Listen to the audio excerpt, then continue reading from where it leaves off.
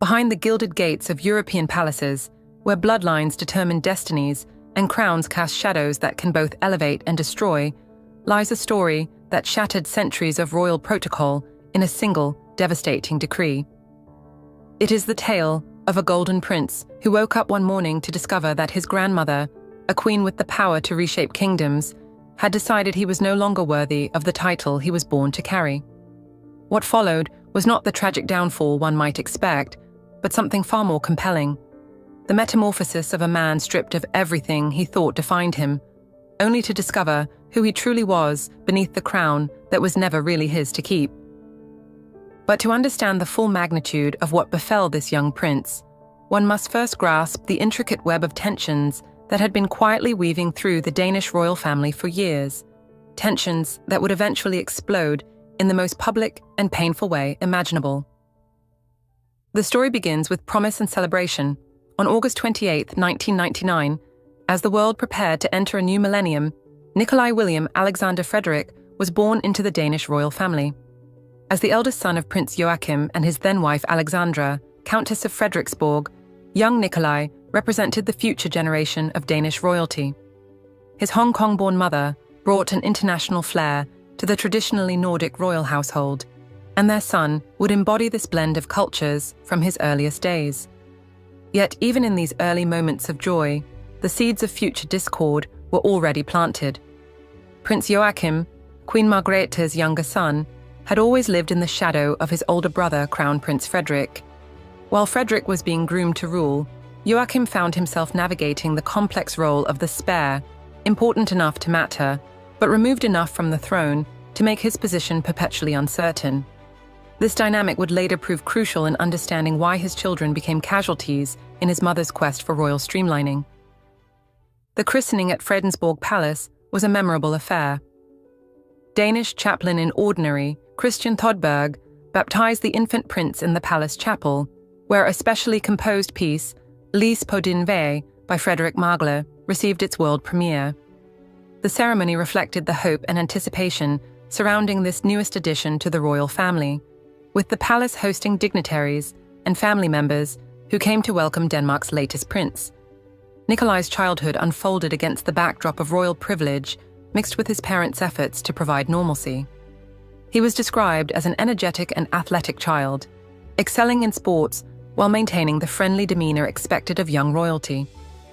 The divorce of his parents in 2005, when Nikolai was 6, marked his first experience with significant family change. He adapted well, dividing his time between his mother's household and his father's new life with Princess Marie, whom Prince Joachim married in 2008. As Nikolai grew into adolescence, his striking Nordic features and natural charisma made him a favorite subject for royal photographers. His education followed the path of many young European nobles, attending prestigious Copenhagen schools and eventually Copenhagen Business School. Throughout these years, he balanced academic pursuits with royal duties, representing Denmark at various official functions and learning the intricate protocols of royal life. But by the time of his graduation, Nikolai was no longer the prince who had begun those university studies. To understand the seismic events of 2022, one must examine the pattern of fractured relationships that preceded them. The Danish royal family, long admired for their seemingly harmonious public image, had been quietly wrestling with internal tensions that would eventually explode into international headlines. The first cracks appeared as early as 2019, when Prince Joachim and his family relocated to Paris for what was ostensibly a military training assignment. But behind the official explanations lay a more complex truth. "Well, I'm not going to elaborate, but it wasn't our choice," Joachim would later reveal, suggesting that the move was less about career advancement and more about royal maneuvering.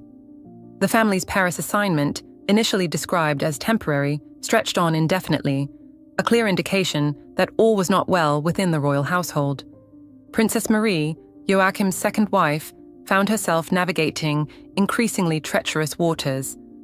As a commoner who had married into the royal family in 2008, she had worked tirelessly to establish her place within the monarchy's rigid hierarchy. Yet whispers from palace insiders suggested that her relationship with Queen Margrethe remained complicated, particularly as the Queen began contemplating major changes to the royal structure. While Crown Prince Frederik's children, the future heirs to the throne, remained close to their grandmother in Denmark, Nikolai and his siblings found themselves increasingly removed from the center of royal power. This physical separation would later prove to be more than coincidental when the Queen made her devastating announcement. The autumn of 2022 brought unprecedented change to the Danish royal family when Queen Margrethe II made a decision that would reshape the monarchy's structure and tear apart family relationships in the most public way possible. On September 29, 2022, the palace announced that, as of January 1, 2023, Prince Joachim's descendants would no longer hold the titles of Prince and Princess, instead becoming Counts and Countess of Montpezat. The Queen's official reasoning focused on giving these young royals greater freedom to shape their own lives without the constraints that formal royal titles traditionally impose. The decision was presented as a modernization effort, intended to streamline the royal family and reduce the number of working royals. For Nikolai, then 23, and establishing his adult identity, this news represented a fundamental shift in his life's trajectory. The young prince, who had been styled His Highness Prince Nikolai of Denmark, Count of Montpezat, since 2008, would now simply be Count Nikolai of Montpezat. The change was more than cosmetic. It represented a complete reimagining of his role within the royal family and Danish society. The announcement generated considerable media attention and public debate. Many questioned the timing and necessity of such a dramatic change, particularly given that Nikolai and his siblings had conducted themselves admirably in their royal roles. The decision sparked what observers described as a very public family feud that would forever alter the dynamics of the Danish monarchy. Prince Joachim's response was swift and uncharacteristic in its directness. Breaking with royal protocol that typically demands diplomatic silence, he publicly criticized his mother's decision, stating that his children had been mistreated. This wasn't merely disagreement. This was a son calling out his mother, a prince challenging his queen, in front of the entire world. The unprecedented nature of this public criticism sent shockwaves through European royal circles, where such family disputes are traditionally handled behind palace doors. Princess Marie, finding herself in the impossible position of watching her stepchildren lose their birthright, would later reveal in interviews with the Washington Post that the family felt they had no choice but to leave Europe entirely. The decision to move to Washington, D.C., represented more than a career change. It was effectively royal exile, a dramatic severing of ties with the homeland that had defined their entire existence. The parallels to other modern royal exiles were impossible to ignore. The Duke and Duchess of Sussex had famously fled to Montecito after their own conflicts with the British royal family, but their departure was largely of their own choosing. The Danish situation was different. This was a family being pushed out, their children's identities fundamentally altered by royal decree. What made the situation particularly tragic was the timing. Just as Crown Prince Frederik's children were being elevated in preparation for their future roles, Joachim's children were being systematically diminished. The message was clear. There was only room for one branch of the family tree in the modern Danish monarchy, and it wasn't Prince Joachim's. Nikolai himself initially described feeling sad about the change, a measured response that demonstrated the composure he had learned during his years in the public eye. Rather than engaging in public controversy, he chose a path of dignity and acceptance that impressed many observers. The aftermath of Queen Margrethe's announcement played out like a modern royal tragedy. The controversy had caused such upheaval that Queen Margrethe took the extraordinary step of publicly apologizing to her son and grandchildren, but the damage was already done. In a statement shared on the royal family's official Instagram page, the monarch acknowledged, "There have been strong reactions in recent days to my decision," a remarkable admission from a queen who had rarely, if ever, been forced to explain her decisions publicly. Yet even this apology felt hollow to many observers. It acknowledged hurt feelings, but didn't reverse the decision. The titles remained stripped, the children still demoted from princes and princesses to counts and countesses. It was an apology that changed nothing, while simultaneously highlighting just how badly the situation had been handled.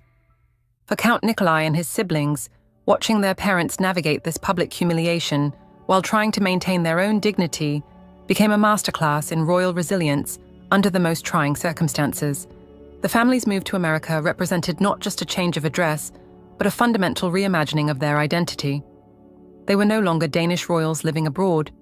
They were Danish counts building a new life in exile. The controversy surrounding Count Nikolai's title wasn't an isolated incident, but rather the culmination of years of strategic repositioning within the Danish monarchy. Royal experts began to recognize a pattern in Queen Margrethe's actions that suggested a deliberate, if harsh, modernization strategy that brooked no opposition from family members who didn't fit the new vision. What made the Danish case particularly striking was the complete absence of any face-saving measures. When the British royal family wanted to reduce Prince Andrew's role, they found ways to gradually diminish his prominence while allowing him to retain his titles. Queen Margrethe's approach was surgical in its precision and devastating in its completeness. There was no middle ground, no compromise, no diplomatic solution. In navigating this crisis, Count Nikolai demonstrated a maturity and grace that stood in stark contrast to the institutional brutality he had experienced. His measured public responses, his continued dedication to his studies, and his dignified handling of media attention revealed a young man who refused to be defined by what had been taken from him. The year 2024 marked a turning point in Nikolai's transformation. His graduation from Copenhagen Business School represented more than an academic achievement. It symbolized his successful navigation toward an independent identity. No longer defined primarily by his birth into royalty, he had proven his capabilities in a demanding academic program, earning his degree through merit rather than privilege. When Queen Margrethe announced her abdication in January 2024, Count Nikolai's public response demonstrated that family bonds remained intact despite institutional changes. Similarly, his continued support for his father's projects, including Prince Joachim's documentary appearances, showed that personal relationships could survive even the most challenging royal politics. Nikolai's graceful handling of losing his royal title has sparked discussions about modern monarchy, the balance between tradition and adaptation, and the personal costs of institutional change. His experience has become a case study in how young royals might navigate the evolving expectations of their roles in contemporary society.